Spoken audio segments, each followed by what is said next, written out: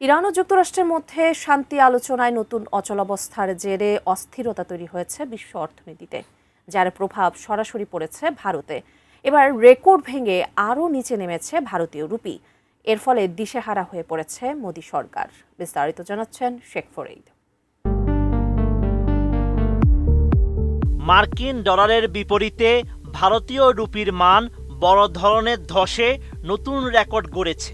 12ই মে $1 বিপরীতে রুপির বিনিময় হার দাঁড়িয়েছে 95.63 রুপি, যা ভারতের ইতিহাসে সর্বনিম্ন মান। 12ই মে এক প্রতিবেদনে এমন তথ্য জানিয়েছে ভারতীয় সংবাদ মাধ্যম টাইমস অফ ইন্ডিয়া। ভারতীয় সংবাদ মাধ্যমটি জানিয়েছে, টানা দ্বিতীয় দিনের মতো রুপির এই রেকর্ড পতন দেখল বাজার।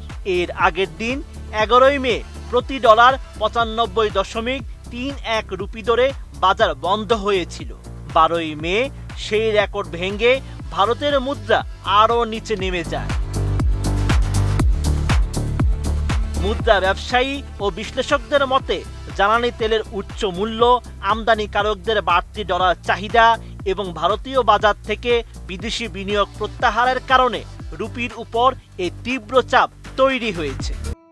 বেশি বেশি গোল্ড কিনে হাফ গ্রাম গোল্ড বার জিতে নিন প্রতিদিন। রুপির এই দুর্বল অবস্থার পেছনে বড় কারণ হয়ে দাঁড়িয়েছে ইরান যুক্তরাষ্ট্র উত্তেজনা। বার্তা সংস্থা রয়টার্স জানিয়েছে, মার্কিন প্রেসিডেন্ট ডোনাল্ড ট্রাম্প সম্প্রতি মন্তব্য করেছেন, গত এপ্রিলে স্বাক্ষরিত যুদ্ধবিরতি চুক্তিটি বর্তমানে মেসিভ লাইফ সাপোর্টে রয়েছে।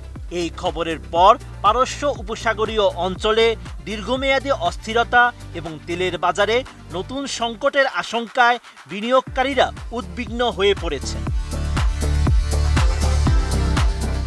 এদিকে রুপির পতনের প্রভাব পড়েছে ভারতের শেয়ার বাজারেও। 12ই মে সেন্সেক্স 748.22 পয়েন্ট এবং নিফটি 208.70 পয়েন্ট কমেছে।